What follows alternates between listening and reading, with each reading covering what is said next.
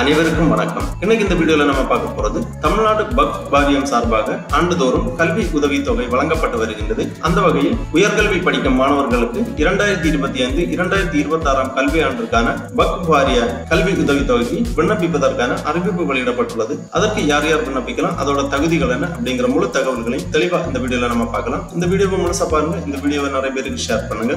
உயர்கல்வி படிக்கும் மாணவ மாணவியர்களுக்கு தமிழ்நாடு வக்ஃப் வாரியம் சார்பாக வழங்கப்படும் கல்வி உதவித்தொகைக்கு விண்ணப்பிப்பதற்காகவும் அதை பற்றிய முழு தகவல்களை தெரிந்து கொள்வதற்காகவும் இந்த வெப்சைட்டை ஓபன் பண்ணிக்கோங்க. www.tnwp.gn.gov.in. இந்த வெப்சைட்டோட லிங்கை நான் டிஸ்கிரிப்ஷன்ல கொடுக்குறேன். இதுதான் தமிழ்நாடு அரசு பிற்படுத்தப்பட்டோர், மிகவும் பிற்படுத்தப்பட்டோர் மற்றும் சிறுபான்மையினர் நலத்துறை தமிழ்நாடு வக்ஃப் வாரிய அதிகாரப்பூர்வ இணையதளம். இந்த வெப்சைட்டை ஓபன் பண்ணீங்கன்னா இதுல நிறைய தகவல்கள் எல்லாமே கொடுக்கப்பட்டிருக்கும். இங்க ஒரு நோட்டிபிகேஷன் ஒன்று போயிட்டு இருக்கு.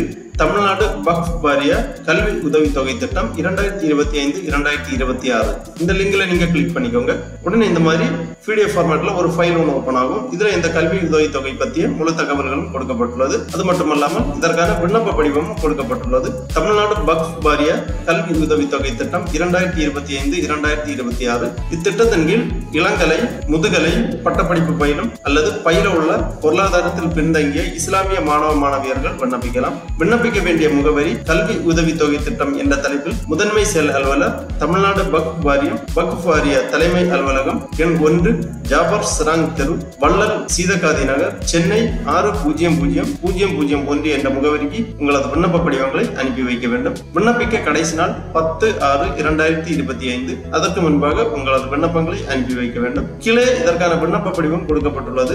Application form, student full name கேட்டிருக்காங்க. ஃபர்ஸ்ட்லே மாணவ மாணவியின் முழு பெயர் எழுத வேண்டும், பிறந்த தேதி எழுத வேண்டும், வயது, பெர்மனன்ட் அட்ரஸ் போன்ற விவரங்களை சரியாக ஃபில் பண்ணிக்கோங்க. அப்புறமா பாலினம், மாற்றுத்திறனாளி எனில் அதன் விவரம், பொருந்தக்கூடியவராக இருப்பின் உரிய சான்றிதழ் இணைக்கப்பட வேண்டும். அடுத்ததாக தந்தை பெயர், தாய் பெயர் தெளிவாக ஃபில் பண்ணிக்கோங்க. அப்புறமா பெற்றோர் இல்லையெனில் பாதுகாவலர் பெயர், தாய் தந்தை அல்லது இருவர் இல்லையெனில் அதன் விவரம், பொருந்தக்கூடியவராக இருப்பின் உரிய சான்றிதழ் இணைக்கப்பட வேண்டும். தாய் தந்தை மாற்றுத்திறனாளி எனில் அதன் விவரம், பொருந்தக்கூடியவராக இருப்பின் உரிய சான்றிதழ் இணைக்கப்பட வேண்டும். அடுத்ததாக தாய் தந்தை பாதுகாவலர் தொழில், ஆண்டு வருமானம், உரிய சான்றிதழ் இணைக்கப்பட வேண்டும். மேல்நிலை மதிப்பெண், உரிய சான்றிதழ் இணைக்கப்பட வேண்டும். மேல்நிலை கல்வி மதிப்பெண் சதவிகிதம், மாணவரின் பட்டப்படிப்பு வகைப்பாடு, UG first year, second year, third year, PG first year, second year கொடுத்திருக்காங்க. உங்களுக்கு பொருத்தமான வகைப்பாடை நீங்க டிக் பண்ணிக்கோங்க.